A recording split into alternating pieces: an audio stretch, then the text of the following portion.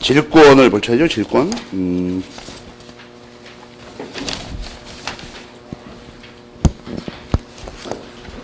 질권은, 어제도 잠깐 얘기했지만, 저당권과의 그, 대비를 통해서 보는데, 대비표는 줬으니까, 교과서의 중요한 부분을 보기로 합시다. 의의를 보면은 가장 중요한 말은, 점유를 이전하고 또는 점유를 하고 그 말입니다. 가장 근원적인 차이가. 그래가지고 우선 변제권이 있다는 점에서 유치권과 구별되고, 그 다음에 한 가지 조심할 일은 뭐냐면,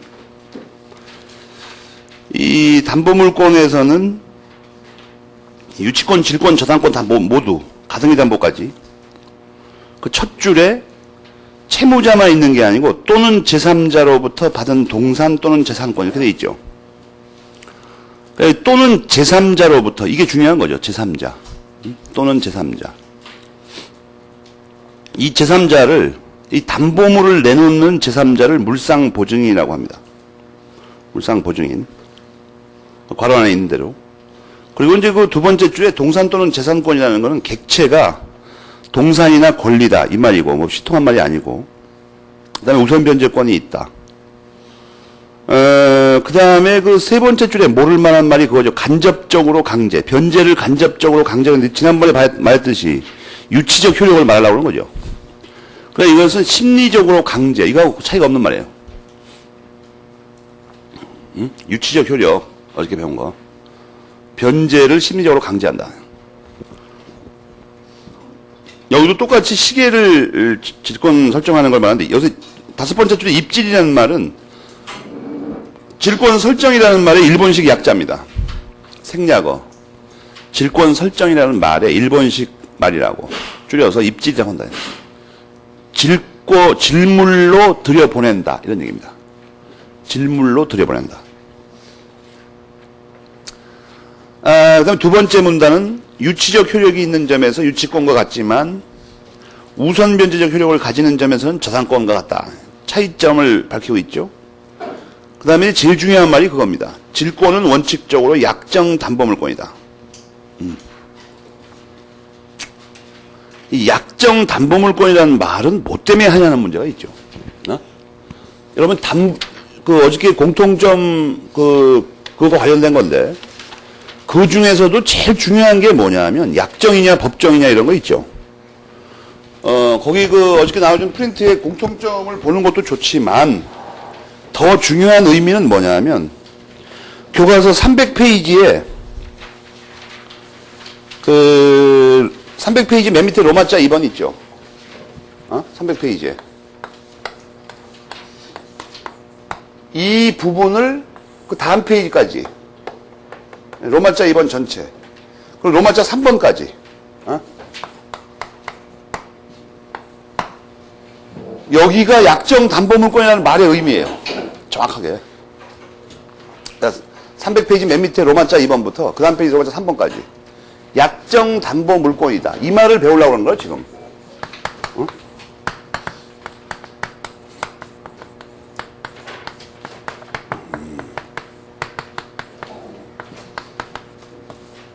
약정 담보 물권이 있다.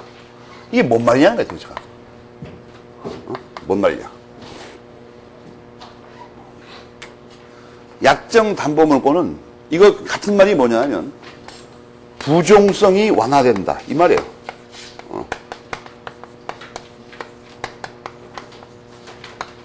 부종성이 완화된다.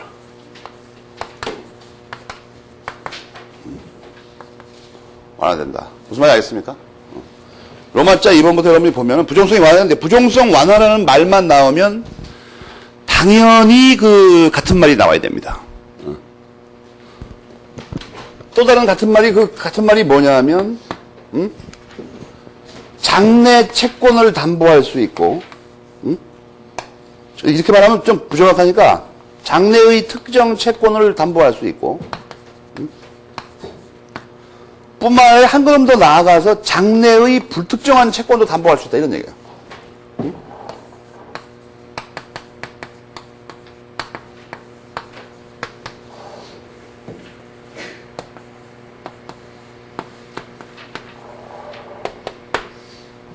그러니까 이걸 알고 있으면 됩니다, 이걸. 알겠어요? 장래 채권의 담보, 장래의 불특정한 채권의 담보 다 가능하다. 장래 특정 채권은 불특정 가능하다. 장래의 특정 채권을 또 장래 채권이라고 합니다, 그냥. 조건부, 기한부 말하는 거야. 이거는 포괄 근담보 말하는 거예요, 이건. 여러분이 조심할 게 뭐냐면, 요것이 여기서 설명하고 있고, 이것을 여기서 설명하고 있다. 그래서 이걸 차례대로 이해해야 됩니다.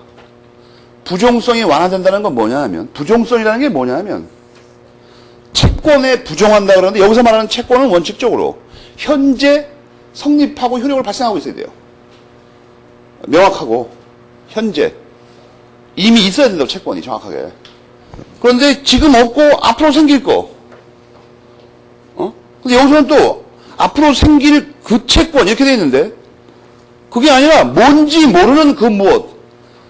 예를 들어서 이거 가장 많이 쓰는 용어는, 향후 발생할 모든 채권. 이런 식으로 표현하는 수가 있어요. 무슨 말인지 알겠습니까? 그것까지도 가능하다. 왜? 약정 담보물권이라. 로마자 2번에 300페이지 맨 밑에 읽어봐요. 유치권 같은 법정 담보물권은 그게 안 됩니다. 절대로. 알겠어요? 로마자 2번에 써있죠? 그러니까 법정이다, 약정이다의 가장 큰 두 번째 차이점이 이거예요, 바로.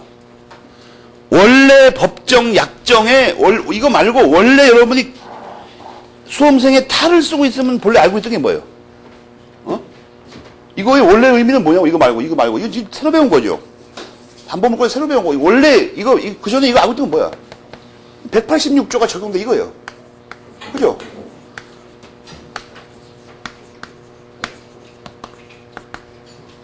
이거가 첫 번째, 이거는 뭐, 물권이다에 속하는 거야, 이건. 물권이면, 이거 붙으면 이렇게 돼요. 법정이면 187조고. 법정 약정이 원래 그거였잖아. 근데 추가적으로 담보물권의 이 가장 중요한 핵심 내용이 들어간다. 응? 담보물권의, 약정 담보물권의 경우에는. 이게 두 번째 의미다. 두 번째 의미. 응? 머릿속에 정돈이 안 됩니까? 굉장히 어려운 거 찾아낼 수가 없죠, 거의. 이게 책이 교묘하게 써놨기 때문에 학생은 이거 내가 볼 때 한 15회독 하면 찾아낼 겁니다. 약정 법정이 결국 문제가 되는 게 저거구만. 왜 이렇게 직관적으로 알려주냐면 시험 문제를 낼 때 이걸 전제로 냅니다. 그러니까 예를 들어서 여러분이 다음 중 약정 담보물권에 관하여 설명한 것 좀 틀린 말은 이럴 때 이걸 아는가 물어봅니다. 이건 당연히 알아야 되는 거고, 물론 말할 필요도 없이. 이걸 갑자기 아는가? 이 중에 어떤 문제가 뒤집어 놔버려요, 갑자기. 케이스 문제 같은 거는 이걸 고난도로 내버리죠. 이렇게 직접 끌어내지 못하게 돌려서 물어봐 버린다, 이걸. 한 다리 건너뛰고. 당연한 얘기니까. 논리적인 걸 좀 알려주면, 논리학 책을 좀 보는 게, 논리학을 지금 봐도 소용이 없습니다. 왜냐하면 우리나라 논리학 책은 실용성이 좀 떨어져요. 못 알아듣는 소리 더 많아, 오히려. 그 책을 보면 의미 더 많이 생겨, 거꾸로. 응? 그런데, A라는 명제로부터 B라는 걸 끌어낼 수 있고, 여기서 C를 끌어낼 수 있고, 이렇게 차이로 돼 있어요. 세상의 모든 그 학문적 명제들은 여기까지밖에 결론이 안 되는 건 있을 수가 없어요. 무한정 나온다고. 근데 보통 세 단계까지 끊어서 배우게 돼 있어요. 기본 원리는. 이게 너무 무한정 나가버리면 이게 지식이 안 돼버리니까. 학과를 가는 사람이. 이 뒤로는 당연히 추론할 수 있다고 믿습니다. 여기까지를 정확히 알고 있으면. 그런데 학생들 편하게 이렇게 돼가지고 이렇게 된다. 이걸 갑자기 안 물어봐요. 이렇게 되면 이렇게 된다는데 그걸 아냐? 이렇게 물어보다 갑자기. 이렇게 물어보면 좋은 일이 뭐냐 하면, 아니면 이렇게 물어봐요. 이렇게 되면 이렇게 된다는데 그 다음에는 어떻게 되냐 그러면. 그러니까 어디를 두 군데만 물어본다고 갑자기. 이쪽을 물어보죠. 이 두 개를 말해놓고 이거의 근거가 뭐냐. 거꾸로 물어보고.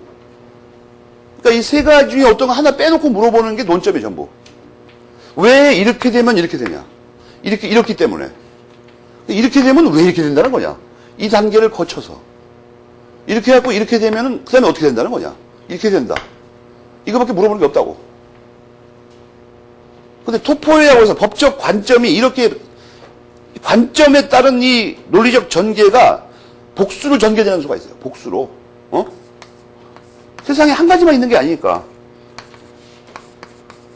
이렇게 되면 이제 이게 겹치면 조합의 수가 많이 나오죠. 내가 보니까 주로 학생이 어렵다고 하는 게 이거더구만. 두 개가 연달아가면 어떠냐. 그래가지고 이게 연관된 것끼리 연결하게 돼 있죠. 그러니까 이렇게 발음으로 봐요.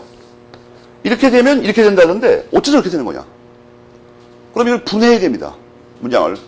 이렇게 되면 이렇게 되고 이렇게 되는데 아울러서 이렇게 되면 이렇게 되면 이렇게 되기도 하니까 그래서 무슨 결론이 나온다.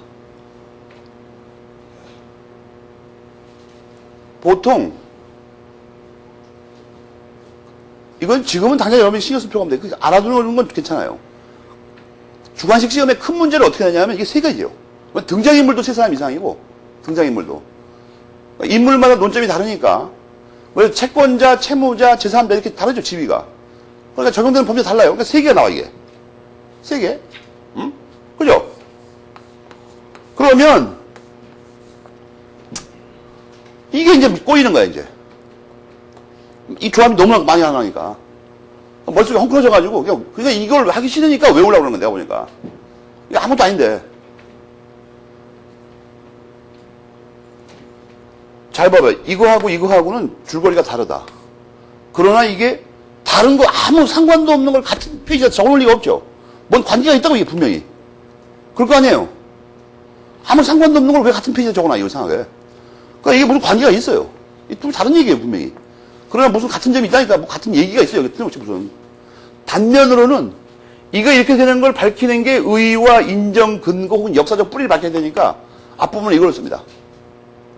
근데 여기서 갑자기 이렇게는 어떻게 되냐를 알려니까 중간에 이걸 알아야 되죠. 왜 이렇게 됐는지. 이게 학설입니다. 이론. 요건들.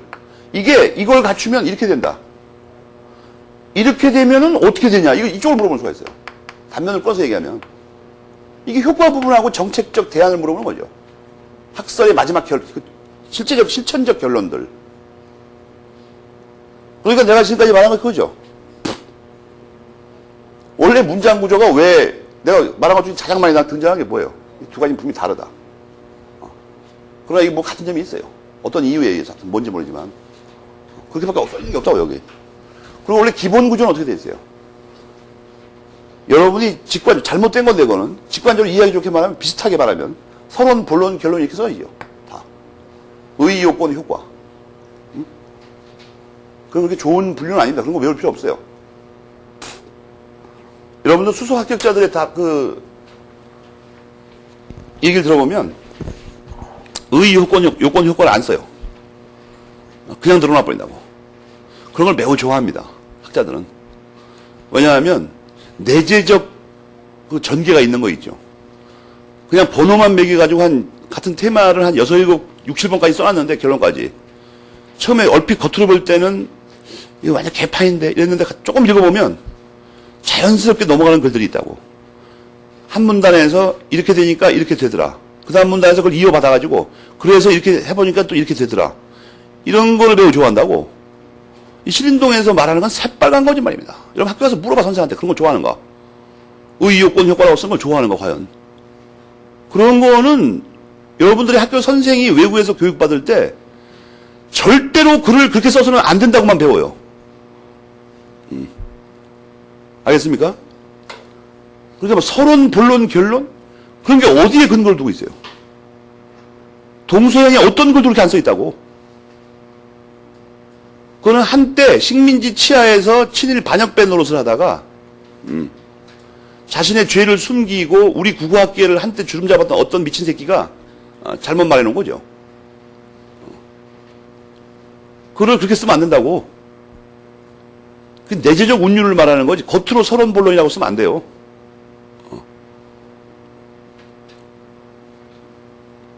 그렇게 그런 걸 좀 알고 읽으면 편하지 않습니까 이게? 근데 지금 그건 그러고 어쨌든 간에 결론은 이거예요. 약정 담보 물권이라고 하는데 이것이 물론 공통적으로 제일 중요한 거지만 이게 더 중요하다는 거예요. 담보 물권에서는. 그래서 지금 빨리 로마자 2번 3번을 빨리 읽어봐요.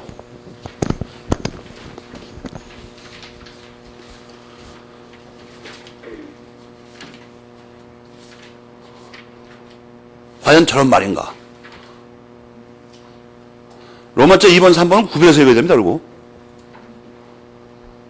딴 문제죠. 로마자 3번은 포괄근에 관한 거예요.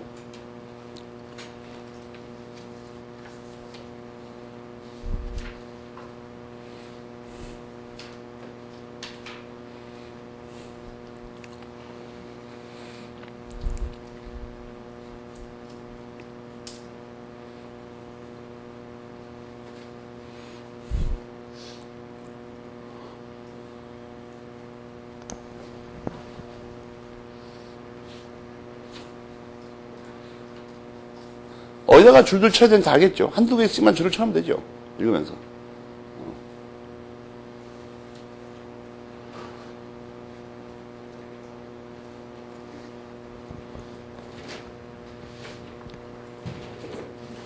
이 로마자 2번, 3번하고 똑같은 의미에서. 왜냐하면 여러분이 생각해보면 금방 알겠지만 약정담보물권이 질권만이 아니고 저당권도 약정담보물권이라고 배웠지 않습니까?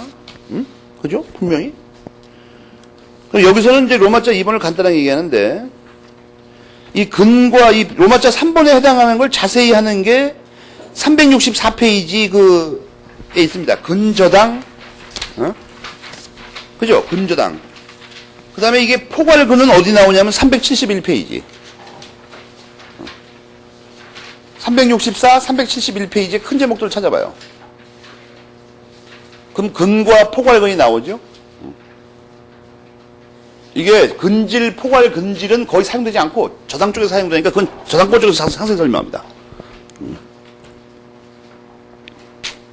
어제 나눠준 프린트에 보면 부종성의 완화인데 로마자 2번은 성립의 부종성 완화고 로마자 3번은 소멸의 부종성 완화라고 써 있죠.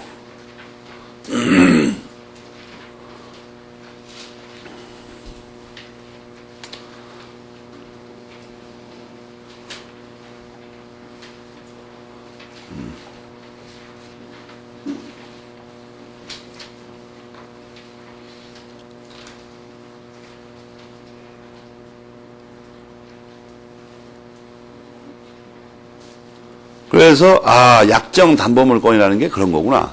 그런 의미를 정확히 파악해둬야 해. 약정 담보물권. 또 앞으로 넘어가서 약정 담보물권 우리가 배웠고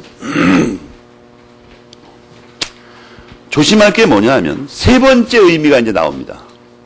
세 번째 의미. 거기 294페이지 위에서부터 두 번째 문단에 이제 그 두 번째 줄을 배웠죠. 약정 담보 물권이다. 그거 배웠잖아. 그것의 세 번째 의미가 있어요. 거기 세 번째, 네 번째 줄에 뭐가 써 있죠? 약정 담보 물권이기 때문에 주로 금융의 수단이 된다. 그거예요. 세 번째가 금융의 수단이 된다. 알겠습니까? 약정 담보 물권 때문에 금융의 수단이 된다. 알겠어요?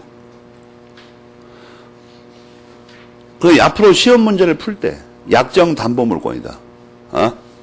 약정 담보물권이다? 그래서 어떻게 하는 얘기냐? 이거를 보통 내가 책 읽는 걸 가만히 면밀히 옆에서 관찰해보면 약정 담보물권이다. 계약에서 정해진다는 거구나. 그런 건 지식이 아니에요. 그건 약정을 풀면 그렇게 되죠, 말이. 그런 걸 가지고 안다고 안 그런다고. 그건 저런 거하고 똑같은 거야. 무슨 개소리들 중에 이런 말이 있죠. 그 싸울 때 보면 그거 가지고 싸우더만. 우리나라 사람이 얼마나 무식하냐면 어떤 사람이 자기 보고 너는 좋은 놈이 아니야. 그러면 그 말의 의미를 새기는 게 아니라 갑자기 천박하게 좋은 놈이 아니야? 좋은 놈 아니면 나쁜 놈 아니야? 그 젊은 지금 나쁜 놈이라고 그러는 거야, 날 보고. 화나는데 이렇게 하는 거더라고 보니까. 그런 거 관계없는 거예요. 좋은 놈이 아니라는 말에 어떤 의미가 있으면 그걸 새길 일이지 자기 멋대로 좋은 놈이 아니야? 그러니까 알고 있는 게 그거밖에 없거든. 좋은 놈이 아니면 나쁜 놈이구만. 그러니까 화난다. 그러니까 무식하면 싸워요. 사전에 생각 안 하고. 그런 식이지. 이게 약정 담보물권이야? 그런 거 계약에 의해서 맺어진다는 거야? 그럴 거구만. 그런 거 아니라니까? 언어는 그런 걸 전달하는 게 아니에요. 약정 담보물권이라는 계약에서 맺어줬구나. 그걸 말하려고 그러냐? 그건 무슨 쓸데없는 소리 뭐 하려고 그런 걸. 첫 번째는 이거예요. 두 번째는 이거고, 이게 제일 중요하죠, 사실은. 세 번째 뭐예요? 금융의 수단이 된다니까? 금융의 수단. 엄밀하게 말하면 금융의 수단이, 여기서 금융의 수단이라고 했지만 금융이 대부분 채권 계획에서 이루어지기 때문에 채권은 나중에 배우겠지만 시간차예요. 그러니까 전부 다 이게 뭐가 됩니까? 신용의 수단이 됩니다. 응? 전부 다 이게.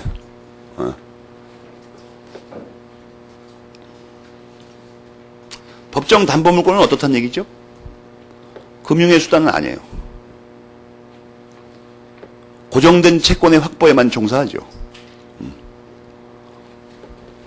이런 데를 이렇게 세심하게 읽어야 되는데 이런 거는 보니까 뭐 별로 안 중요한 것 같은데 휙 넘어가요. 그럼 그 다음부터 이해가 안 되는 거야. 이제 무슨 말 나오는지. 그 다음에 종류가 나오죠. 종류는 크게 뭐 문제가 되는 게 없습니다. 밑에서 두 번째 줄에 민법이 인정하는 것은 동산질권과 권리질권의 두 가지이다. 이런 말이 보입니까?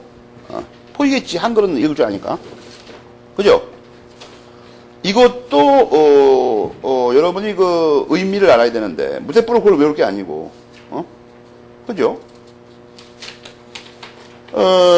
어제 나눠준 큰 프린트를 펴가지고 그걸 풀어보면 이걸 한 번에 깨뜨릴 수 있어요. 핵심을 우리가 깨뜨려보자. 핵심. 응? 어제 나눠준 프린트 1페이지 그 8, 9번 문제 있죠? 8, 9번. 8번, 9번 문제. 그 밑에 각주의 페이지로 나와 있죠? 페이지. 그 8, 9번 문제를 지금 풀어봐. 지금 풀어보면 이 밑에서 두 번째 줄의 그 의미를 알겠습니다. 알 수 있을 거예요. 민법이 인정하는 것은 동산질권과 권리질권이 있다는데 그 차이가 뭐냐는 거야. 교과서 빨리 페이지를 찾아가지고 답을 칠해보라고.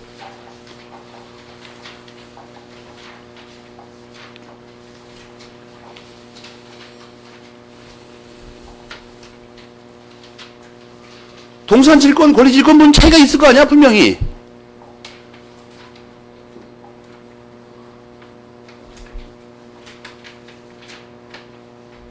응?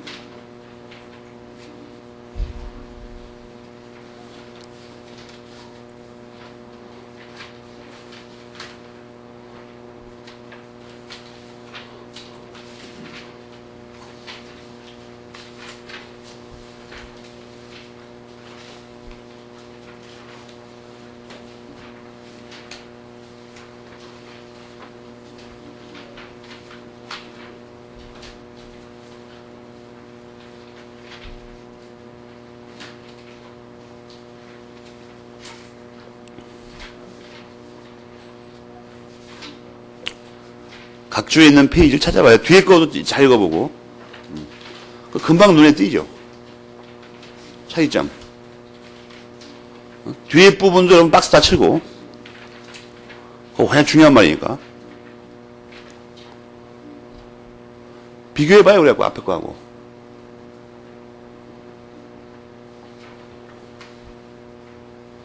금방 알지 못합니까? 그거? 결정적인 차이점?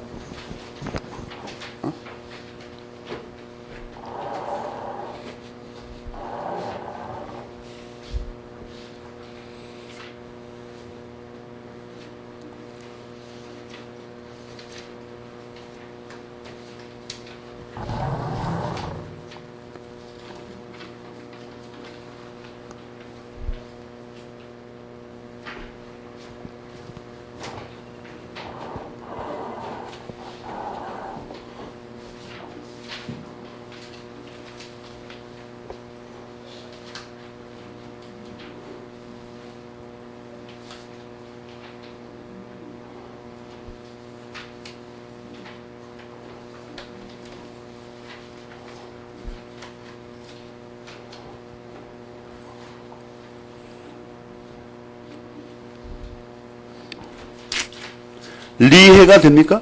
리해. 동산질권하고 권리질권의 가장 수험적인 논점이 그거예요. 차이 나는 거. 알겠습니까? 가장 차이 나는 거. 그거를 혼자서 발견하기도 어려울 것 같아요, 여러분. 보니까 너무 떨어져 있어가지고.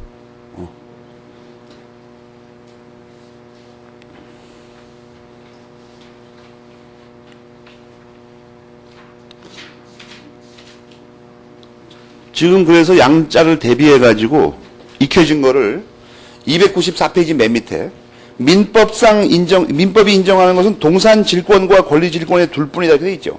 거기서 그 동산 질권과 권리 질권 거기를 붉은 걸로 박스 친 다음에 밑에 빈칸이 많으니까 밑으로 끌어내가지고 차이 나는 거 두 가지를 적어놨습니다. 물론 세 가지죠. 왜냐면 객체도 차이 나는 거죠. 질권의 객체가 동산이냐 권리냐 이거 차이 아니야.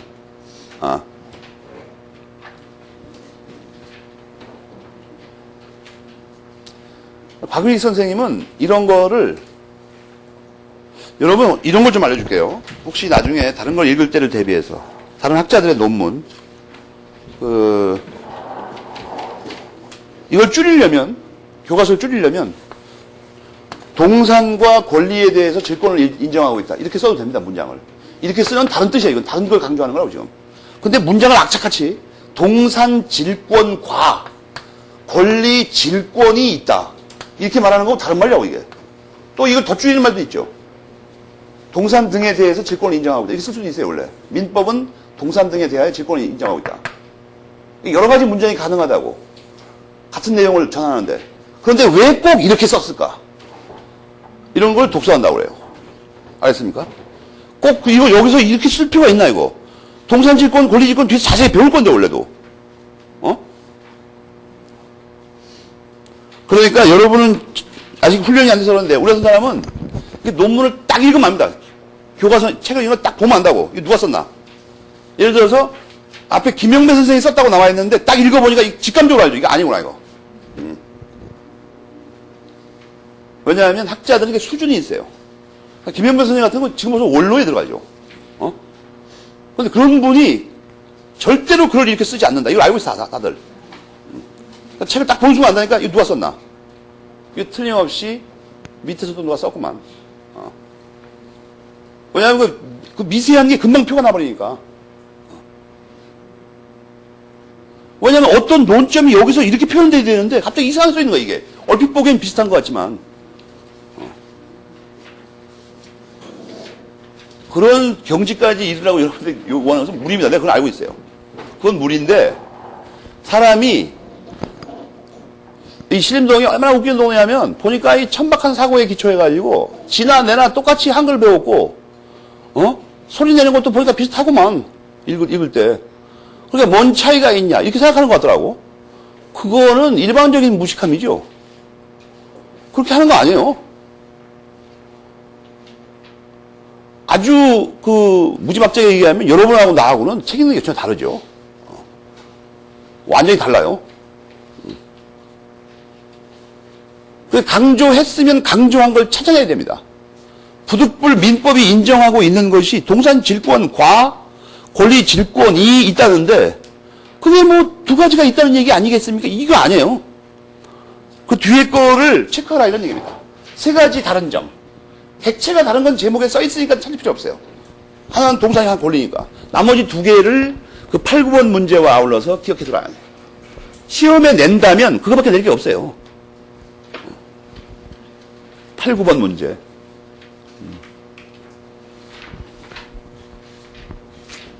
그 다음에 말이에요.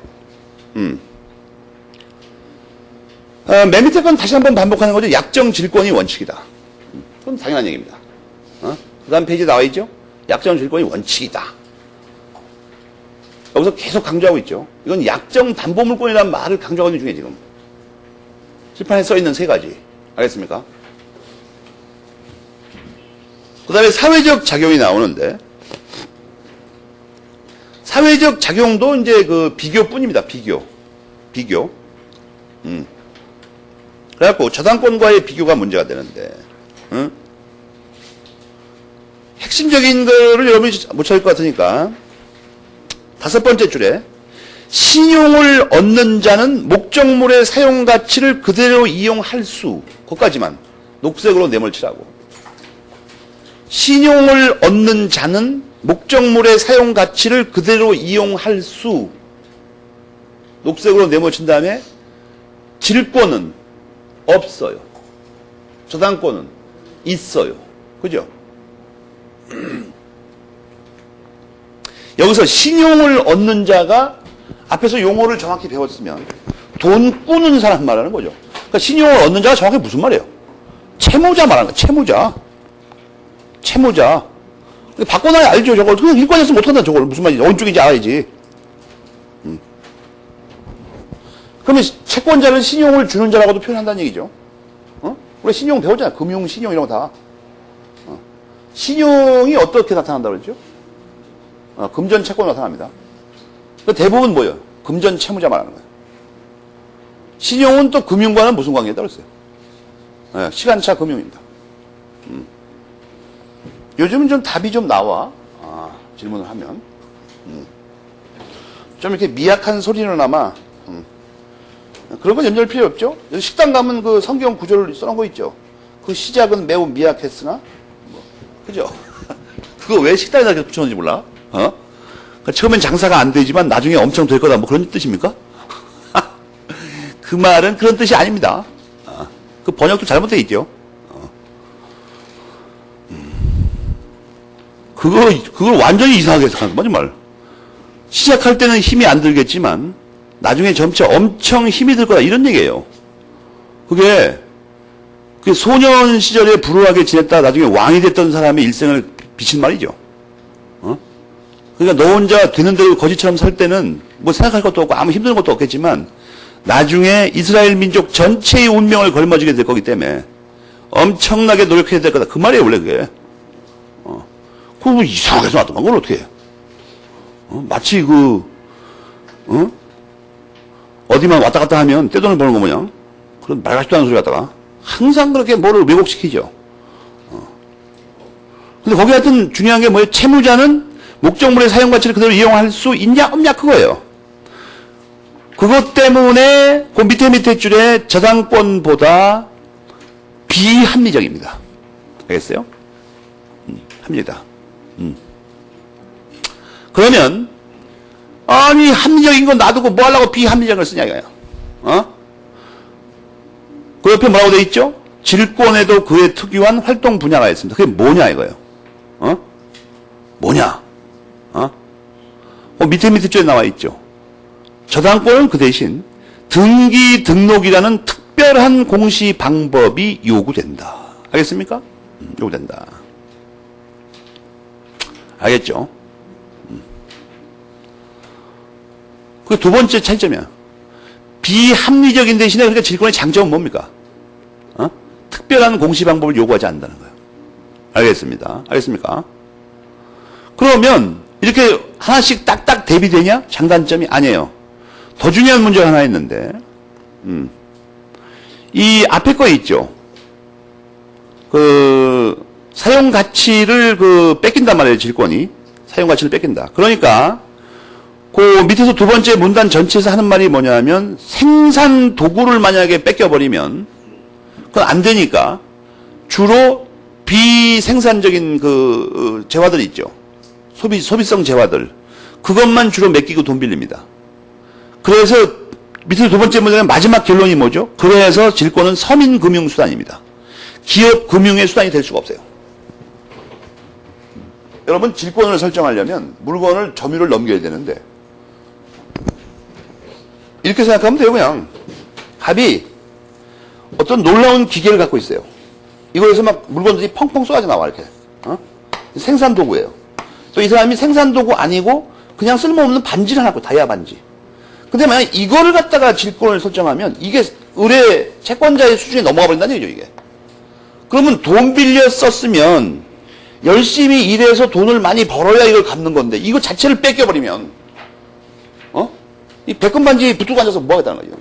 돈 빌려다 놓고 이걸 뺏기면 생산이 안 되잖아. 그럼 돈을 못 벌죠. 그럼 못 갚아 돈을. 못 갚는다고. 그러니까 이걸 맡기면 안 되고 이런 비생산적인 소비재들 있잖아요. 이런 걸 맡겨야 돼요. 이런 거. 반지. 반지 없어도 돈 버는데 지장 없어요. 이거만 팡팡 돌아가면. 그러니까 결국 생산재 많이 갖고 있는 사람이 누구죠? 기업이에요. 기업. 소비재 많이 갖고 있는 사람. 서민. 그죠? 빈민은 아닙니다. 빈민은 이런 거 안 하고 있죠. 다이아 반지 이런 거 안 하고 있어요. 그냥 서민. 서민이 이거 맡기고 돈 빌리는 거지, 이거 맡기고는 절대 돈 빌릴 수 없어. 이거 맡기면 돈을 못 버니까 아예. 그 얘기예요, 그게. 그래서 서민금융수단밖에 안 된다. 지금도 이게 서민금융수단이죠. 주로. 옆집에 급하게 어떤 아줌마가 돈 빌릴 때, 그냥 돈 빌리면 좀 떼먹을까봐 겁나 하는 사회니까, 이게 결혼 반지인데, 애기 돌반지하고 합쳐서 5개야. 20만 원만 빌려줘. 일주일 쓰고 줄게. 이런 데 쓰는 거라고, 이게. 알겠습니까? 그런데 말이에요. 그 밑에도 그 얘기죠, 그 밑에도. 그 밑에도. 그런데,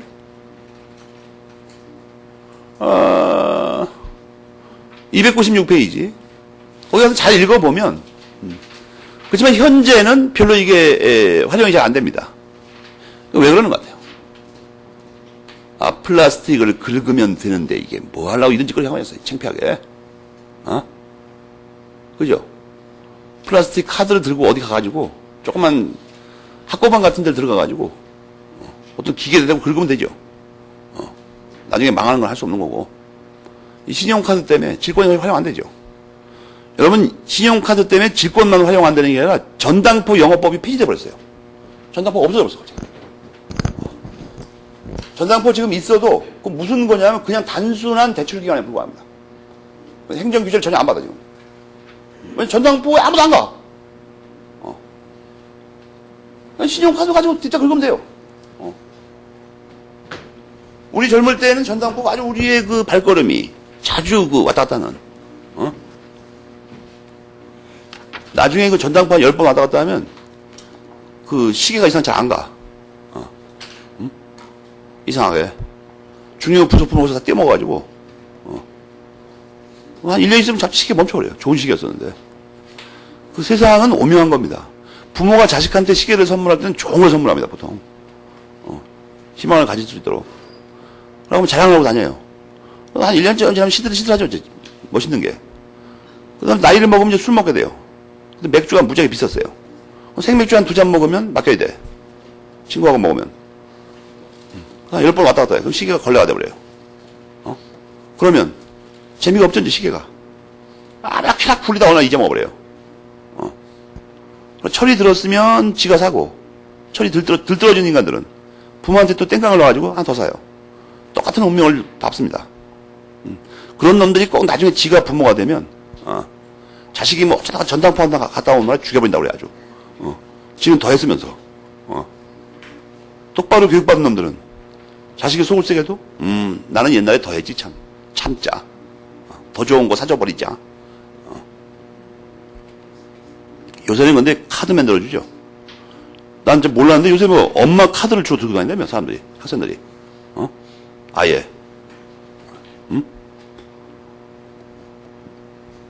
그거 좋지 않은 버릇입니다. 여러분들 뒷날을 생각해야 되죠.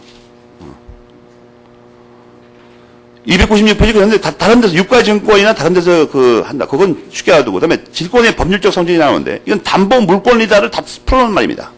알겠습니까? 뭐, 약정 담보 물권이다. 이거 다 똑같은 말이죠.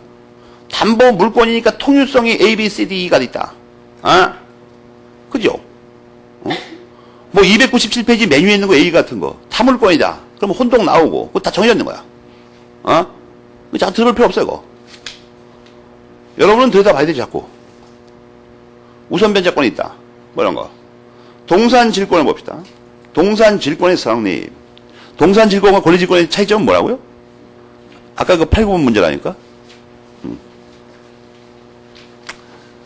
그 다음에, 한 가지 좀 검토할 게 있는데, 298페이지에, 이건 대응하면 똑같은 거기 때문에, 열심히 볼 필요는 없는데, 오늘 나와준 큰 프린트에 그 첫 번째 나와 있는 거 있죠?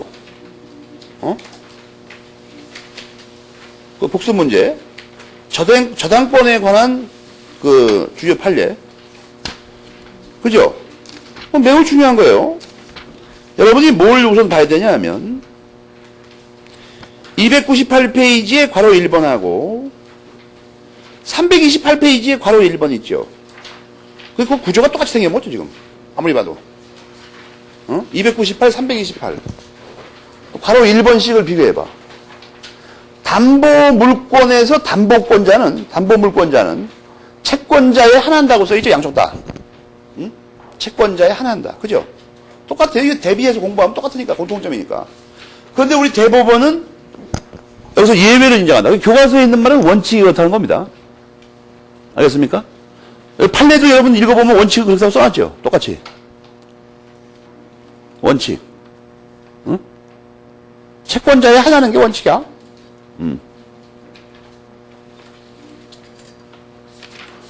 그 판례 위에 써있는 말 있죠? 채권자와 저당권자의 일치의 원칙. 근데 질권도 그렇게 써있죠. 교과서 간판만 보면.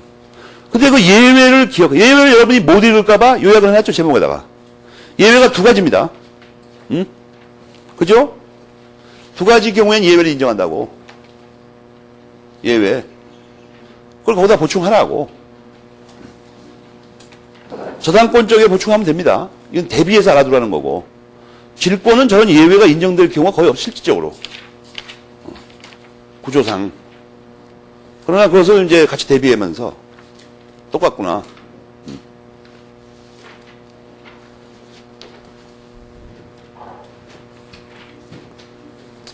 그래서 뭐 채권자에 한한다. 원칙적으로라고 써야 되는 원칙 채권자에 한합니다. 그런데 질권자는 채권자에 한하는 게 원칙인데 질권 설정자는 채무자 및 제3자도 있다. 이거 아까 의회에서 설명했던 이 제3자를 뭐라고 한다고요? 물상보증인한다고 그 밑에 쪽에 나와 있네. 물상보증인에다가 내몰치고 괄호 2번의 제목이 물상보증인이죠. 이 문단에는 물상보증인의 의, 예? 지위, 그 다음에 보증인과의 구별, 이 세 가지가 나와 있습니다. 이 문단에는. 괄호 2번 문단에. 물상보증인의 의, 물상보증인의 지위, 보증인과의 구별, 이 세 가지가 나와 있다고. 알겠어요? 제목을 단다면. 이거는 어떻게 찾는 거냐? 이상하다. 곽윤희 선생은 이런 걸 어떻게 찾아내서 연구를 할까? 참 이상하다니까.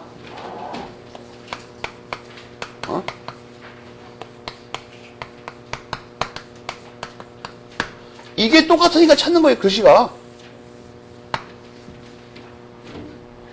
물상보증인하고 대비해야 되는 걸 어떻게 찾냐면 글씨가 똑같이 생겨먹었으니까. 내가 오히려 여러분의 이건 이제 수백 번 얘기해서 여러분이 지겹죠, 이제. 글씨가 똑같으면 찾는 거고, 만약에. 근데 내가 물어보려고 하는 건 이거예요. 이게 무슨 뜻이에요? 저걸 모르면 이거 읽을 수가 없다니까. 아주 무슨 말인지 모르는 걸 어떻게 읽어? 물상은 뭐예요, 갑자기? 물상은 뭐 불상의 동생이에요? 불상은 여러분을 지칭하는 할 만한 말 아니야, 이제 보니까. 물상은 어디 나와요? 배웠죠, 다. 배웠다고. 어디 나오는지를 모른다고, 근데. 21페이지 제목에 있죠, 교과서. 21페이지 제목.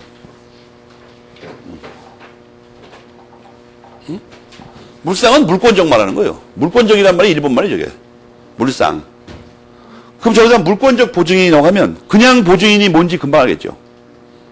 그건 채권적 보증인 말하는 거예요.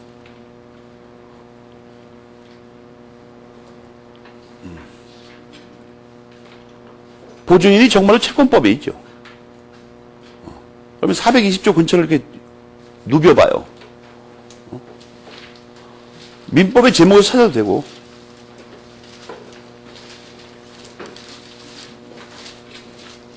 채권편에 있다고, 이상하게.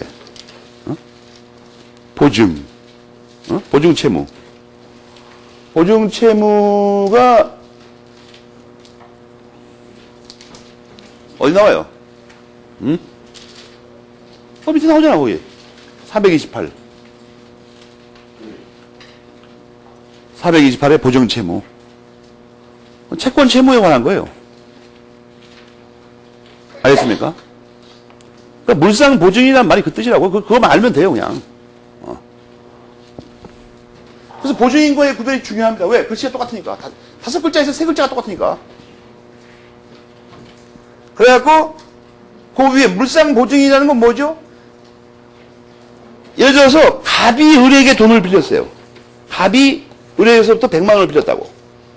그런데 이 사람이 지 물건을 여기다 잡히지 않고, 친구인 병의 물건을 갖다 잡힌 거야. 병의 노트북을 갖다 여기다 잡혀놨어. 질권협정에서. 이거 뭐 저거하고 비슷하죠. 제주는 뭐가 넘고, 돈은 누가 챙긴다, 이런 식으로. 물건은 병의 노트북이 잡혀있는데, 지금. 돈 빌려간 놈은 이놈이에요, 이거. 이놈을 물상 보증이라고. 친구를 위해서 내 물건 갖다 잡히는 놈이 있죠. 이 집안 망할 놈이죠, 이거. 이런 놈을 물상 보증이라고 그래. 보증이든 물상 보증이든 다 집안 망할 놈들이죠, 이거. 지가 빌려다가 돈 쓰는 거 괜찮은데, 남의 거 갖다 보증 쓰는 놈들이고. 이런 놈들 옛날부터, 쫓아내라고, 어른들이. 말아먹으니까 스키머신데 언젠가. 그렇지만 꿋꿋하게 이렇게 한 놈들 중에서 아주 그 뛰어난 놈들이 나타나죠, 가끔. 대통령을 한다든지, 재벌, 뭐 이런 놈이 여기서 나타납니다. 집안 망할 놈들. 집안이 망하는데, 지네 집안을 망치는 놈이 있고, 남의 집안들을 망치는 놈이 있어요. 이 뜨는 놈들은 어떤 놈이 남의 집안을 망치는 놈들이 이거. 지는 흥하고. 근데 하여튼 이 물상 부증이 알겠습니까? 남이 돈 빌렸었는데 지고 갖다 잡힌 놈들이야. 그런 의미는 별로 어렵지 않아요. 그런데 같은 점, 다른 점을 찾으라는 거야. 같은 점, 다른 점. 우선 다른 점을 찾아봐요. 다른 점. 네 번째, 다섯 번째 줄에 있죠. 네 번째, 다섯 번째 줄에 차이점이 있죠. 거기 왼쪽에 활표를 묶어서 차이점 이렇게 써요. 네 번째, 다섯 번째 줄에 걸쳐 문장.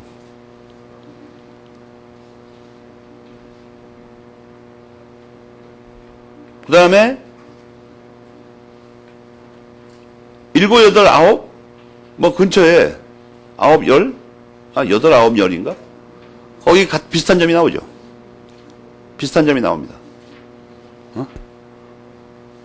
그래서 결론적으로 어떻게 된다고 써있죠? 맨 끝부분에 보증인의 구상권에 관한 조문들이 다 준용됩니다. 비슷하니까 뭐 어떤 점에서는 3단계로 구성되어 있어요. 다르다. 그러나 뭔가 밀접한 관계에 있다. 그래서 준용한다. 이렇게 돼 있죠, 또. 구조가 항상. 뭔가 이 대비하고 구별할 때는 전부 다 그렇게 돼 있어요. 달라. 그러나 같아. 그래서 어째. 이렇게 되다고.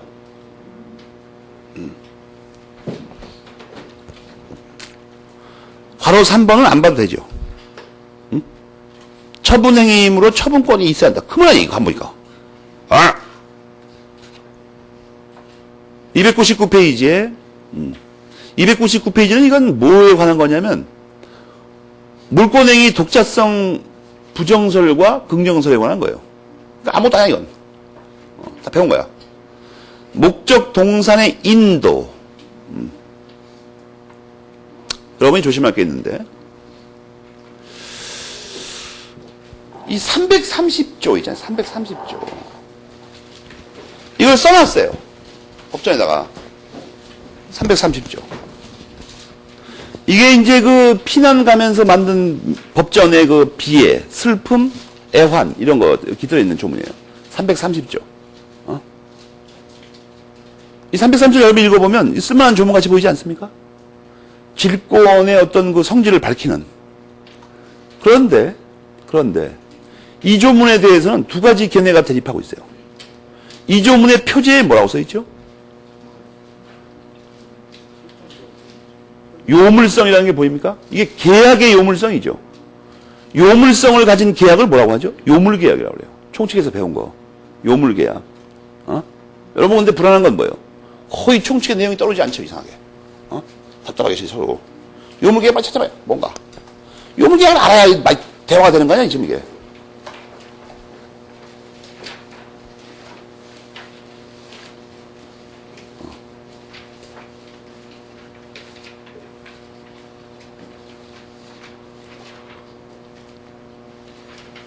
몇 페이지 나와요?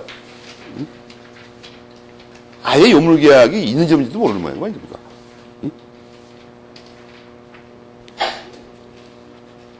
요물계약. 그 요물계약을 알아야 돼요. 그래서 이게 요물계약이라는 거야, 이거. 인도라는 급부를 해야 되니까, 현실적으로. 몇 페이지에 있어요, 요물계약? 응? 응?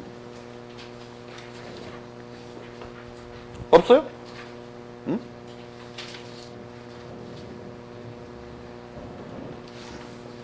아, 여기 안 나오나 보다, 그러니까. 그래, 복습을 안 하니까 안 나오는 것도 모르잖아, 지금.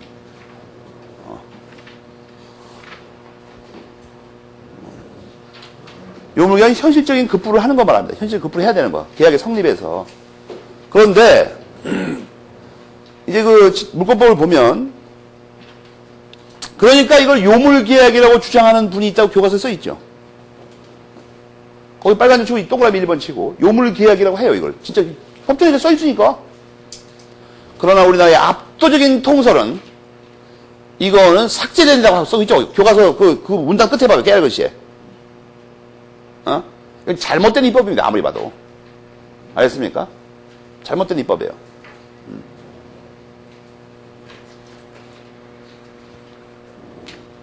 잘못된 입법.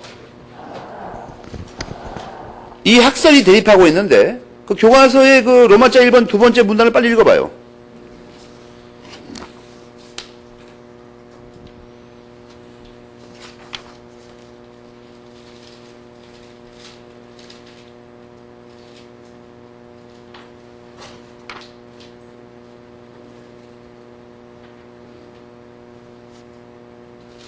그럼 대충 무슨 말인지 알겠죠? 그 신통하기 어려운 말은 아니고.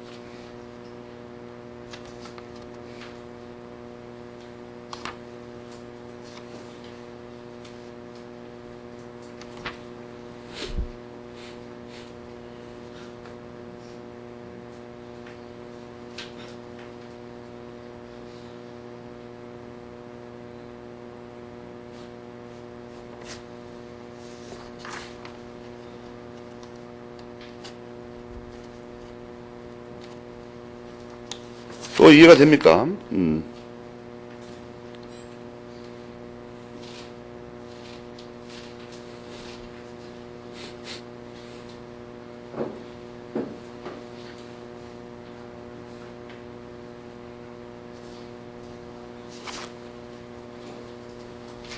그거를 잘 읽어보면 충실히 그걸 알 수가 있고.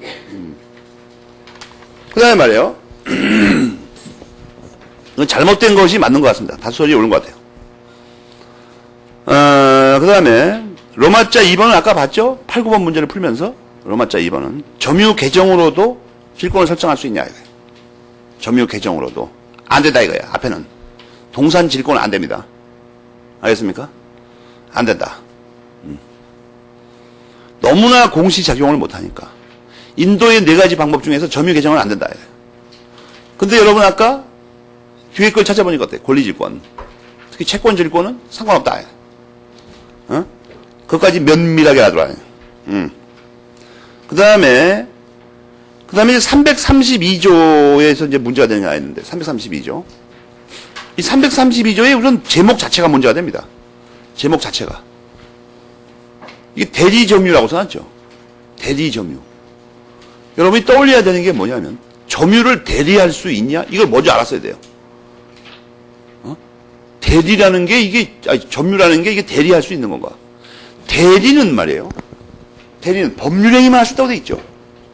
그 다음에 예외적으로 추가되는 게 2개 뭐가 있었어요? 준법률행위 중에서 의사의 통지와 관념의 통지를 예외적으로 할 수 있다고 배웠잖아. 총칙에서. 근데 그 사실행위는 안 들어가요.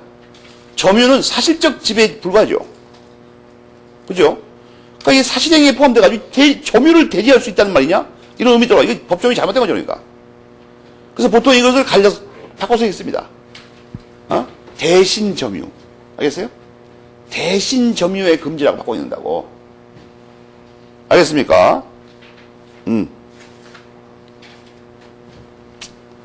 그래가지고, 첫째는 그게 문제고, 좋아. 대신 점유를 금지한다고 이 점유를 계속해야 된다는 거냐? 말아야 된다는 거냐, 이거예요. 응? 이거는 달리 말하면 이 332조의 해석에서 유치권의 마지막 조문이 있죠. 319조인가? 유치권의 마지막 조문이 뭐예요? 몇 조예요? 몰라요? 328 참. 328조를 여기다 적용해야 되냐 이거예요. 교과서 300페이지 첫째 문단을 빨리 읽어봐요.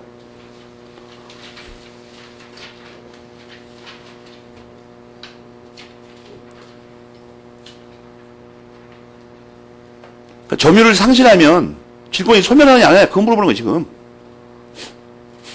그러니까 이건 질권과 유치권과 이거 비슷한 성격 때문에 문제가 되는 겁니다. 알겠습니까? 점유를 계속하고 있어야 되냐. 그렇다 이거예요. 다수설은.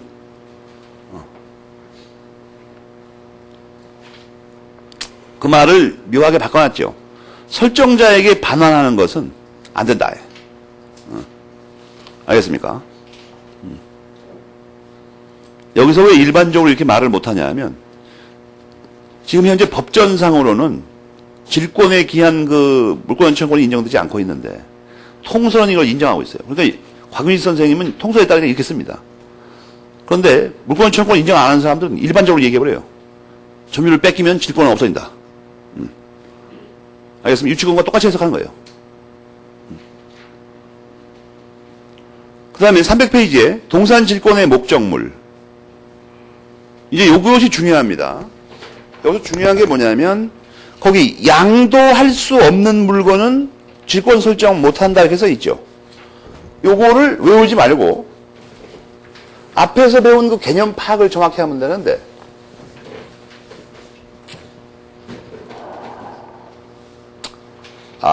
그리고 말이에요.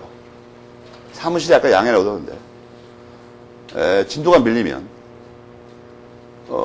안 밀리도록 노력하겠지만 밀리면은 저녁 때도 할지 몰라요. 항상 안 밀리지. 맞추려고 노력하는데 안 밀리게는 할 수 있습니다. 뭐냐면 대충 이렇게 어려운 거 다 건너뛰고 쉬운 것만 이렇게 쭉 얘기해가지고 여러분이 원한다면 뭐 사실은 이렇게 한 3일씩 땡겨서 끝낼 수도 있죠. 이렇게 자꾸 진도 밀리니까 짜증나니까. 토요일에 밤이 좋은 사람들에게는 좀 불리할 거 아니에요, 이게. 무슨 얘기를 하지, 참? 뭐 중요한 얘기를 하는데? 왜 양도할 수 있어야 되냐, 이게, 목적물이. 왜 이 양도성 있는 물건이 왜 이렇게 필요하냐, 이거. 이거는 어디서 갑자기 나타난 거냐면, 담보 물권은 교환 가치를 지배한다. 이거에서 갑자기 나온 거예요.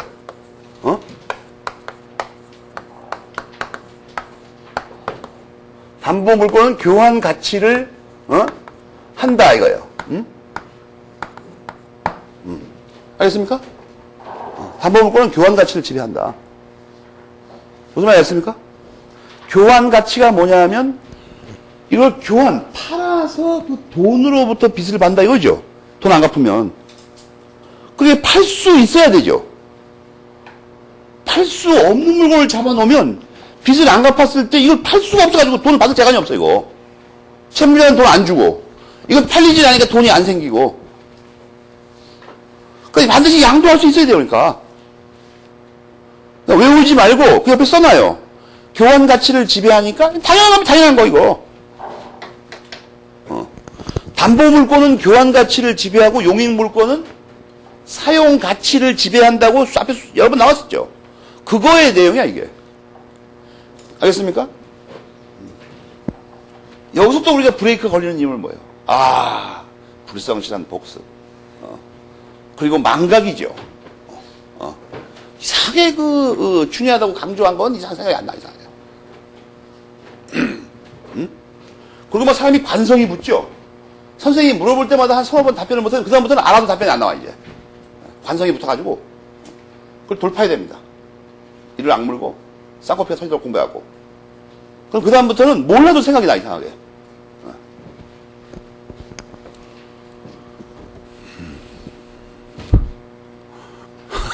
그리고 법자인 이 법학책 찾을 때 여러분은 색인 보는 거 아니에요. 그런 거 어디서 배웠어요? 여러분 중고등학교 그런 거 얘기 안 하던가요? 교과서에 공부하는 사람은 말이에요. 색인은 학자들 보고 뭐라고 써놓은 거예요. 바쁘니까. 공부하는 사람은 색인이나 이 목차를 보는 게 아니라고. 그러니까 아무리 시간이 오래 걸려도 아주 찾아봐야 돼요. 기억을 더듬어가지고. 그럼 어떻게 됩니까? 나중에는 저절로 손이 그리가 그냥. 색인은 여러분이 이 다음에 학자가 됐을 때 남의 책을 인용을 해야 되는데 한 권을 한 2시간 만에 읽어야 돼. 급할 때 있죠. 이럴 때 찾아보는 거야. 한가할 때, 바쁠 때, 이럴 때. 그런데 학생이, 공부하는 학생이 색인 찾아가지고 이 항목 찾고 있는다. 아니, 여러분이 책을 달통을 해야 된다고. 색인을 찾을 게 아니고. 큰일이에요. 정말 내가 보니까. 분별이 전혀 안 돼 있어, 보니까. 해야 할 일과 해서는 안 될 일. 하여튼 그거 알겠습니까? 그래갖고 그건 뻔하죠. 근데 여기서 중요한 건 뭐냐면, 양도할 수 없는 물건이, 압류할 수 없는 물건하고 어떤 관계 있냐는 거예요, 거기. 거기 밑에 세 번째부터 마지막 줄까지 읽어봐요. 이런 걸 시험에 낼 것 같지 않습니까? 그리고 여러분이 줄칠 게 뭐죠? 네 번째 줄에 압류 금지의 이유. 그걸 녹색으로 네모쳐요. 압류 금지의 이유. 압류 금지의 이유? 그래가지고 번호 매야 되죠? 2개죠? 2개. 그죠?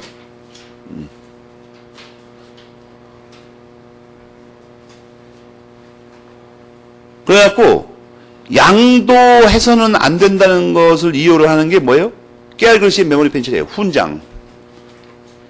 깨알 글씨. 훈장이죠. 그 다음에 단순히 채무자 보호는 단순히 채무자 보호. 반쯔하고 라면이에요. 그 깨알 글씨에 써있죠.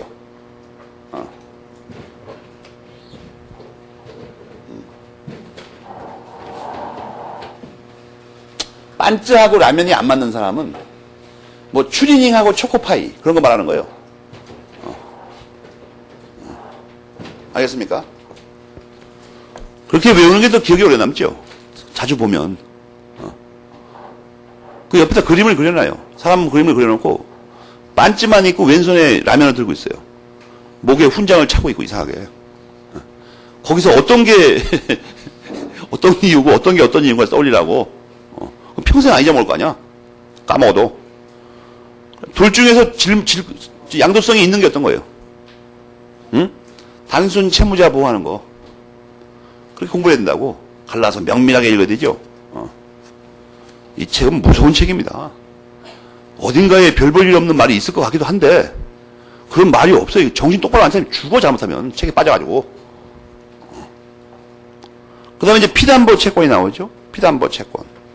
피담보 채권은 뭐냐면 오늘 나눠준 걸 좀 봐봐요. 큰 프린트 있죠. 한 장짜리.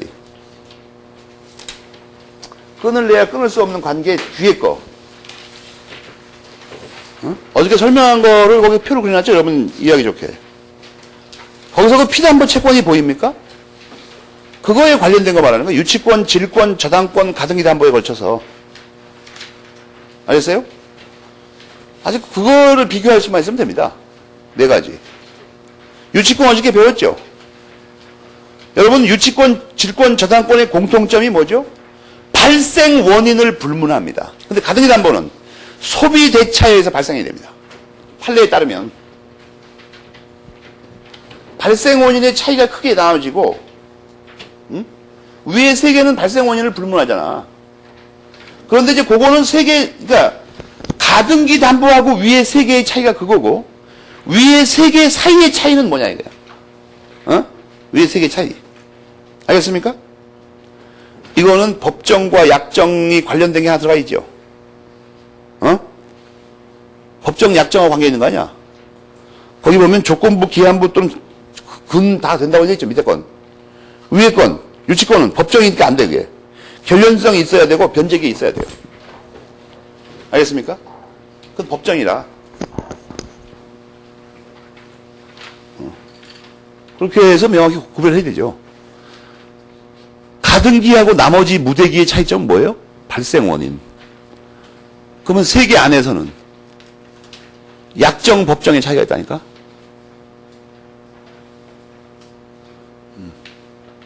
그렇게 봐야 되죠. 이 표는 그리고 원래 맨 오른쪽에 이렇게 내용이 다 있었어요. 어? 불법 복제를 막기 위해서 싹 지워버렸다, 내가. 어?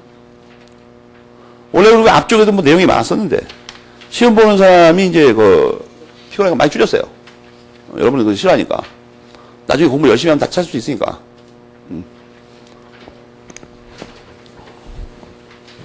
피드한번 책은 그거 말하는 거야, 지금.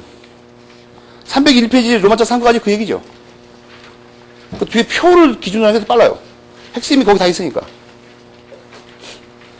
법정 질권은 뭐 볼 필요가 없어. 아까도 봤죠. 예외적으로 있는데 별로 안 중요하다. 법정 질권에서는 뭐만 기억하면 되면 법정 질권은 임대차에서만 발생한다. 302페이지 교과서. 거기 보면 그걸 알 수 있죠. 법정 질권은 임대차에서만 발생한다. 이렇게 써놔요. 메뉴에다가. 한 줄로 그렇게 압축하면 되죠. 어? 메뉴에 있잖아, 메뉴에. 메모리펜을 치대. 302페이지 첫 줄에 나오잖아. 법정 질권은 임대차에서만 나와요.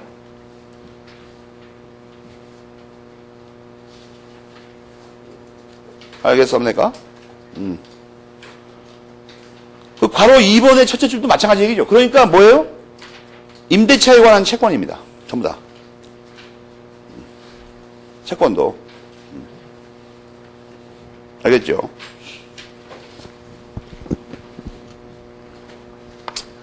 그 다음에, 조심할 게 뭐냐면, 괄호 3번에 압류해야 된다. 괄호 3번에. 그거 하나가 시험에 잘 나오죠. 합류해야 된다. 그 다음에 302페이지에 동산질권의 효력이 미치는 범위 이렇게 되어 있는데, 동산질권의 효력이 미치는 범위. 이건 뭐냐 하면, 옛날에 201, 2, 3조를 설명할 때,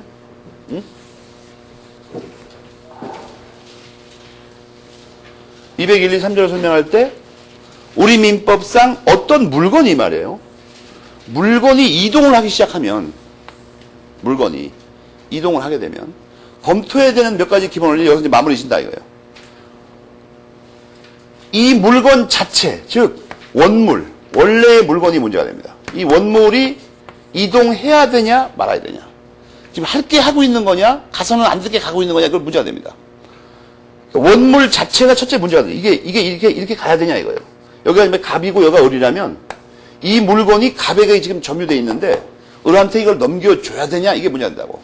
이때 제일 먼저 이 물건 자체를 넘겨줘야 될 거냐, 말 거냐가 문제가 돼요. 두 번째, 이걸 이 사람이 갖고 있는 동안에 생긴 과실은 어떻게 되는 거냐? 과실. 응? 이거 문제지, 두 번째. 과실. 세 번째, 이 사람이 이거 갖고 있는 동안에, 갖고 있는 동안에 이 물건에 부합된 물건이 있으면 어떻게 되나요? 부합 또는 부속된 물건. 응? 왜냐하면 이게 부합 또는 부속되면 이 물건 소유자가 되버리죠. 갑자기. 물건을 붙어보잖아요, 그냥 바로. 그러니까 이게 문제가 됩니다. 문제가 돼. 네 번째로 소유권과 관련돼서 문제되는 게 종물이죠. 법률상의 운명을 같이 한다. 이거 말고 원래 추가적으로 더 문제되는 게 있어요. 뭐죠? 이 멸실을 훼손시키면 배상 누가 하냐는 거야. 갖고 있는 동안에 망가뜨렸으면 이거. 다섯 번째 원래 뭐가 문제가 있죠? 여섯 번째구나 이게. 비용 들어간 건 누가 물어내냐? 비용 들어간 건. 아니 여러분 답답한 게 뭐냐면 요거는 201조, 이게 202조, 이게 203조죠. 원칙적으로. 그죠? 201, 2, 3 원래의 물건 자체에 관한 반환은 각각 다르죠. 가장 기본적인 건 213조고. 그죠? 부합은 256에서 이하에서 배웠고, 종물. 종물은 어디서 배웠어요? 답답해, 이거. 주물, 종물. 100조 근처에 있죠, 이거.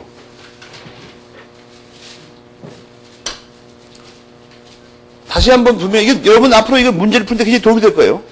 물건이 이동해야 된다? 물건이. 아니면 이동했다. 인도됐다. 이러면 6가지를 한꺼번에 검토해야 됩니다. 항상. 이걸 총론적으로 앞에서 다 배운 이유가 그거예요. 이걸 검토하려고. 물건이. 그 다음에 재밌는 거 하나 알려줄게요.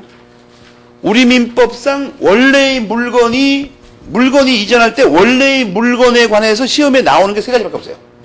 원래의 물건이 이전될 때. 첫 번째 건은 물권적 청구권이죠. 반환 청구권. 이거는 204조하고 213조가 있잖아요. 이런 거는 지금 나한테 못 들으면 장담하건대 여러분은 내 생각에 뭐 죽을 때까지 못 들어. 혼자 찾아내지 못하면. 이런 걸 말해주는 사람이 없을 거예요. 지금 이거 말해줄 수 있는 사람 다 은퇴했어요, 지금. 다 은퇴했다고. 두 번째 컴퓨터는 뭐예요? 뭐가 또? 684. 세 번째가 747. 이 3개밖에 없어요. 이런 거 원래 알려주는 거 아니에요, 이거 원래.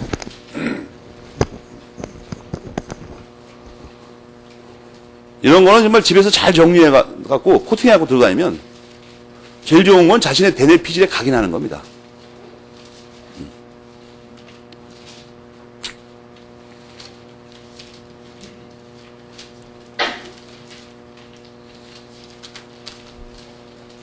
원래의 물건이 왔다 갔다 하는 거 있죠. 원래의 물건이 왔다 갔다 하는 거. 그거는 3가지밖에 시험에 안 나와요. 3가지 중에 어떤 거에 걸려버려, 다.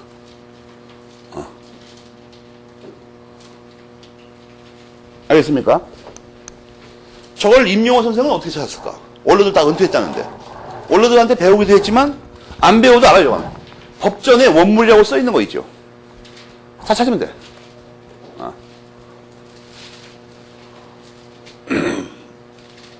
그러면 다 정리가 됐죠. 물건이 움직이거나 움직였다. 움직일 거다. 이런 말, 비슷한 말 나오잖아요. 그럼 6개 한꺼번에 다 검토해야 됩니다. 지금 질권 설정하면 물권이 질권자에게 가 있지만 움직였고 앞으로 되돌아갈 거죠, 이제. 빚 갚으면 되돌아갈 거 아니야, 이게. 그 6개를 한꺼번에 다 검토해야 된다고, 저거 다. 6개를.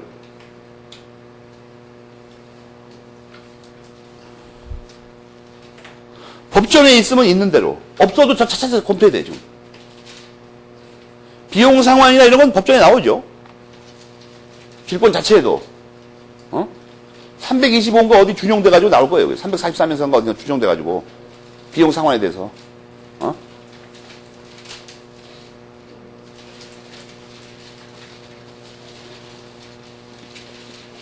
그죠? 그 다음에 피담보 채권의 범위나 뭐, 질권이 미치는 범위 다 검토해서 나온다고. 그럼 6개. 물건이 움직인다. 그럼 6개. 답이 그 중에 어디 있어요? 객관식이든 주관식이든. 케이스 문제에서 저런 식으로 딱 써버리면 만점 받습니다. 왜냐하면 물어보려 하는 취지가 그거예요, 원래. 재화의 이동에 따른 어떤 그 법률 문제 논점을 알고 있나. 재화가 움직였다. 케이스에서 갑은 을에게 뭐 물건을 팔았다. 물건을 팔면 인도 의무가 당연히 따라요. 매매계획 효력으로. 성립 요건은 아니지만 그럼 물건이 왔다 갔다 하는 거야, 이거. 그 6개를 쫙 검토해야 됩니다. 물론 6개 중에 어떤 하나만 검토하라고 문제 써있으면 하나만 검토해야 되고. 그런데 여기서 이걸 왜 뒤로 뺐냐 하면 지금 우리가 논점이 뭐냐면 동산 질권의 효력이 미치는 물건의 범위라고 써있죠, 거기. 302페이지 184번 제목이 바로 로마자 1번하고. 그러니까 이게 멸실에서는 배상 비용하고, 배상하고, 비용은 이게 물건이 아니에요. 뺀다고 이건. 물건이 아니니까. 물건, 원물, 과실, 부합물, 종물에 대해서 검토해봐야 된다 이거야. 검토해봐야 된다. 교과서 그 밑에 그 괄호 A본부터 그래서 써있죠. 검토해야 되는 물건들. 목 아파. 검토해야 될 물건들. 이렇게 한꺼번에 태가리가 돌아가야지. 이걸 각별로 어떻게 외운다는 거야, 이걸. 어디서 뭘 물어보는지를. 나는 그런 거 아주 싫어요. 쪼가리 외우고 다니는 거. 어제 나눠준 비교표 3페이지도 그렇게 나와 있죠? 부합물, 종물, 과실 이렇게. 3페이지로. 질권과 저당권의 비교 말이야. 그 제목이 어디서 나왔냐, 이거 어디서 나왔냐, 갑자기. 저 법리에서 나왔어요. 물건이 움직인다. 민법에서 물건이 움직여? 6가지. 법조문과 함께 떠올라야 됩니다. 움직이는 물건 속에 싹 트는 기초법리.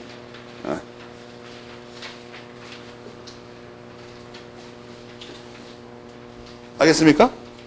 그래가지고 이걸 또 어떻게 생각하느냐. 점유하고 있다는 걸 까먹으면 안 됩니다. 점유하고 있다는 거. 점유하고 있다. 원래 물건에 당연히 미칩니다. 원래 거기다 질권이 설정됐으니까. 그럼 교과서에 종물. 종물 어떻게 종물? 종물에 당연히 미치죠. 종물은 왜 미치죠? 주물과 법률사의 운명을 같이 하니까. 다만 여기서 조심할 문장들이 뭐냐면 질권은 점유를 하고 있어야 된다고 했죠. 그러니까 인도된 경우에 하나요. 그건 당연히 붙는 말이죠. 교과서에. 인도된 경우에 하나요. 천연과실. 천연과실. 천연과실은 법조문에 나와서 돼요. 나와서. 원래 담보물권에 전부 과실 추측권이 있다고 했죠. 이때도 여러분이 이 문장을 어떻게 이해하면 되냐면 담보물권의 과실 취득권이나 수취권은 과실 소유권을 취득하는 게 아니라고 했죠. 그죠? 또 다른 우선 변제권에 있는 담보물권이 설정되는 걸 알죠. 그러니까 효력이 미친다고만 하지 과실을 갖는다는 말은 절대 못 써요. 문장에다가.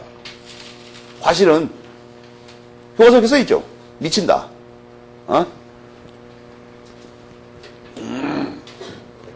법정 과실은 당연히 미치지. 동일하게 다뤄야 된다. 알겠습니까? 그래가지고 거기까지가 이제 끝인데 관련된 거 부합물에는 당연히 미칩니다. 그게 말할 필요 없어요. 알겠습니까? 부합물은 합체가 됐기 때문에 소유권까지는 안 넘어가더라도 질권 당연히 미치겠죠. 상식적으로 생각해도. 그런데 부합이 되는 경우가 거의 없죠. 뺏어갖고 있어갖고. 그것만 생각하면 되고. 또 하나 여러분이 조심할 게 뭐냐 하면 지금 이게 물건에만 미치니까 여기까지 검토한다고 그러죠. 이게 공부하기가 쉽다고 기초 원리를 잘 알면. 이거 검토한다고 그랬죠 지금. 어디 갔어 이거? 여기구나. 물건. 여기까지 미친다고. 근데 이게 안만이 궁금하다고 이 두께가? 어떻게 된지 이거? 궁금해요. 근데 이건 비용은 조문이 나와 있어요. 그래서 비용은 325조인가 어디 준용한다고 나와 있을 거. 343인가 어디에. 질권에. 근데 이게 자꾸 난 신경이 쓰인다. 이거. 잠깐만 신경 쓰여 이거. 이거 물건 가면 이거 따져야 되는 건데 이거 왜 안 따지냐. 이거 조문에 있고 이건 다 따져봐야 되는 거고. 이게 그때 무죄가 납니다 이거. 이거 어떻게 된 거냐 이거. 근데 이거 따지고 싶긴 한데 이게 물건이 아니야 이상하게. 그죠? 근데 이거의 손해배상 대신에 나가는 것 중에 손해배상 말고 물건으로 나가는 것도 있다 가끔가다가. 돈으로 안 나가고. 손해배상은 원래 돈으로 하는데 어떤 사정에 의해서 이거에 며칠 전에 관련되는데 물건이 나오는 수가 잘못하면 그게 가뜩이나 궁금하던 차에 그거는 미쳐야 되지 않냐 이런 말이 있어요. 342조가 그거에 관한 거죠. 342조 멸실훼손에 들어가 있죠. 응? 여러분 봐봐. 지금 여기서 이제 앞에서 배운 거 하나 마무리 짓게 하나 있는데 어떤 물건이 멸실훼손됐다.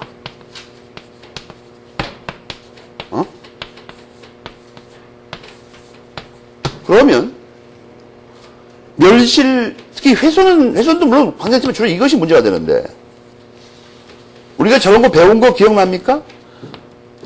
물질적 변형물이 남는 경우, 가치적 변형물이 남는 경우, 이런 거 기억이 납니까? 이거 어디서 나왔어?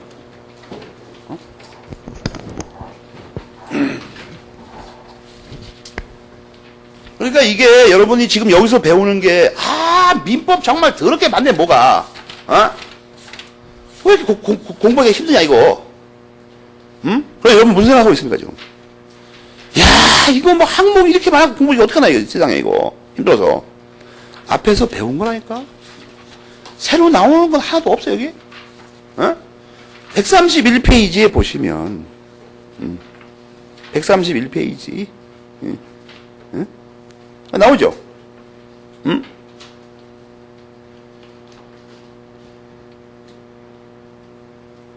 거기 보면 물질적 변형물, 가치적 변형물 이렇게 나오죠? 그죠? 가치적 변형물. 그래가지고 거기 잘 읽어봐요. 원래 342조가 원래도 이 물상대위에 관한 거라고 써있죠, 거기.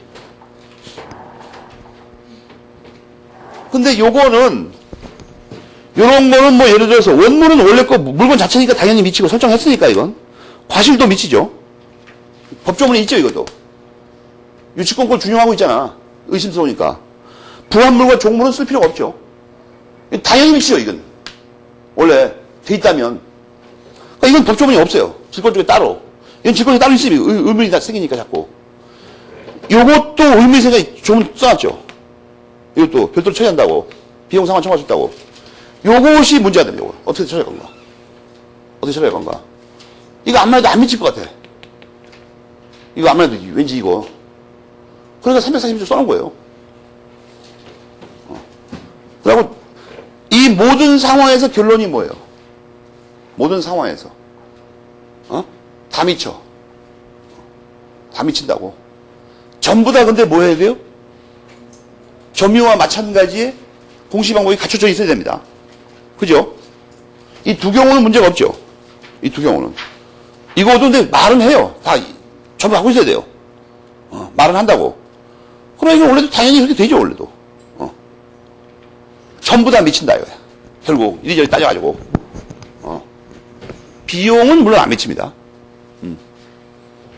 비용 중에서도 346조? 피담보 채권 말이에요. 일정한 비용 거기 써놨죠. 피담보 채권을 찾아보시면, 피담보 채권 어디 있었죠? 갑자기 생각이 안 나, 이거. 머리가 뻥 해져가지고. 저당권은 360조에 있는데, 어저께 나와준 거 있잖아요. 어저께 나와준 거에. 334구만. 334. 거기 일정한 비용이 들어가 있죠. 그래서 사실, 뭐가 어디까지 미치냐, 안 미치냐, 이런 것은, 이것들에 관한 거예요. 이것들에 관한. 그러니까 어떤 거는 뭐 이상하면 조문 써놓고, 어떤 건 막 갈라. 여기다 찔끔 조금 써놓고, 이쪽에다 찔끔 조금 써놓고. 그러니까 이 틀이 있으면 편하다고 이해하기가. 질권이 도대체 무슨 내용으로 돼 있을까, 이게. 질권 설정을 맺는 물건은 어떤 거죠? 원물이죠. 반지. 노트북. 알겠어요? 노트북을 찾았어요. 그런데 그냥 여기 썩혀두는 것보다도 조카 녀석이 레포트 쓴다고 들고 와요. 삼촌, 1,000원에 2시간만 빌려주세요. 놀면 뭐해요? 그럼 과실 생기죠. 과실. 응? 그죠? 부합이 뭐예요? 노트북의 부합은 뭐예요? 원래 없었는데 무선 인터넷 카드 있죠. 그걸 내장시켰어. 쓰려다 보면 답답해가지고. 부합대로 했죠. 그죠? 종물은 또 뭐야? 종물. 가방. 노트북 가방은 일반 가방은 좀 다르죠. 들고 왔다 어떻게 깨먹어서라고. 한 구탱이가 나가버렸어. LCD 나가면 망해버리죠. 비용. 비용 들어간 수가 있죠. 본래 거 아닌데, 뭐 다른 어떤, 추가 뭘 붙이거나 했다. 스티커를 멋있는 거 붙이든지, 등등등등. 물론 유익해지면 사치비가 되면 안 되고, 쓸데없는 거 잔뜩 붙이면 소용없어요. 알겠습니까? 그런 거 말하는 거예요. 어디까지 미치나. 거의 다 미쳐요. 다 상환받거나 질권의 효력이 미친다 이거예요. 알겠습니까?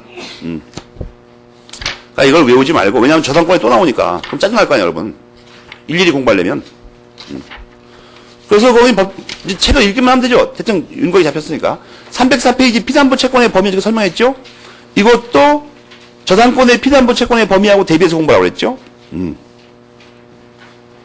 다음에, 유치적 효력이 있다. 이것은 유치권과 비스무리하다. 지금 이 말이죠. 그 로마자 1번의 실제줄이 뭐예요? 유치권과 원칙적으로 같다. 근데 이런 말은 쓸데없는 말이고, 그래서 어떻게 하란 말이냐. 로마자 2번에 왕창 준용된다. 이렇게 써있죠. 그래서, 왕창 준용된다. 그게 305페이지 괄호 2번까지죠. 정말로 무지막지하게 많이 준용된다. 유치권과 질권은 이게 유치적 효력에서 똑같습니다. 근데 질권은 유치적 효력만 있는 게 아니라 우선 변제권이 있어요. 우선 변제권. 그 저당권과도 비슷한 게 많아요. 그게 이제 305페이지죠. 우선 변제적 효력. 우선 변제에 관해서는 말이에요. 좀 이따 이제 그 실행할 때 배우면 되고, 305페이지 맨 밑에, 바로 1번. 맨 밑에 본단 참. 340조에 대해서 저번 설명했죠. 강인 선생님 술 마시고, 반지 잡힌 거. 그 다음 페이지까지. 그 다음 페이지. 맨 밑에 문단부터 그 다음 페이지 첫째 문단까지 빨리 속도 읽어봐요. 어떤 걸 먼저 행사할 것이냐 문제가 된다고 했잖아.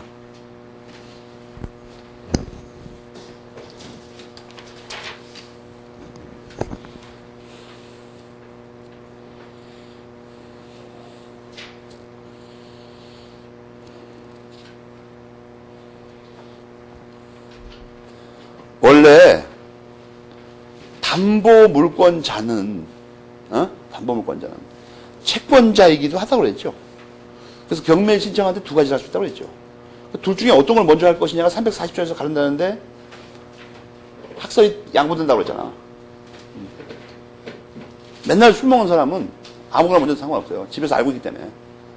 근데 평소에 건실하고 정말 착실한 사람이라고 알려진 사람이 갑자기 술 먹었는데 술집 마담이 술값 받으러 오면 막 딱지 붙이고 이러면 강제 집행한다고.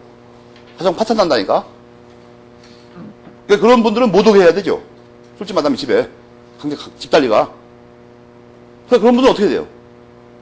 담보권 실행 경매를 먼저 한다고 주장한다고. 반드시. 법전에 써 있는 대로. 그러나 만약에 술을 좋아하고 온천하가 다 한 사람은 딱지 붙이라고 하면 창피하지 않아요, 별로. 아무런 상관없다는 건 아무런 상관없다. 박윤 선생님 같은 건실한 분, 법조문대로 하자는 거예요. 두주 불사가들은. 또 뭔 상관이냐고. 어차피 갚을 건데. 반지가 날아가나, 뭐, 우리 집에 냉장고가 날아가나 똑같잖아요, 이거. 내 거 날아가기는. 그 얘기라니까?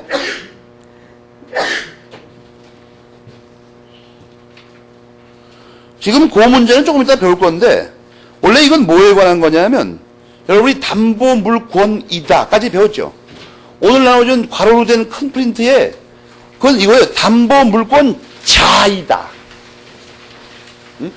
담보물권자이다 있죠. 그거의 말뜻입니다, 그게. 6가지 같은 말.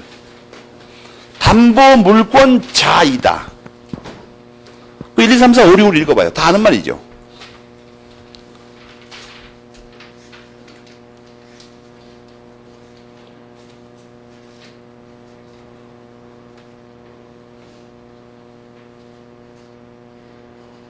그 중에 어떤 게 시험에 나올지 모릅니다. 비비 틀어가지고.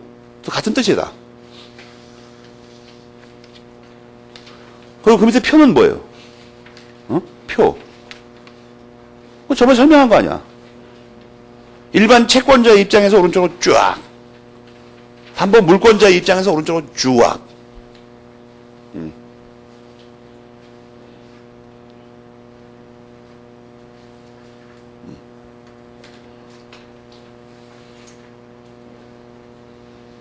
여러분 담보 물권이다 하고 거기서 있는 담보 물권자이다 하고 다른 말입니다. 내용이 딴 거라고. 조금 쉬었다 하겠습니다.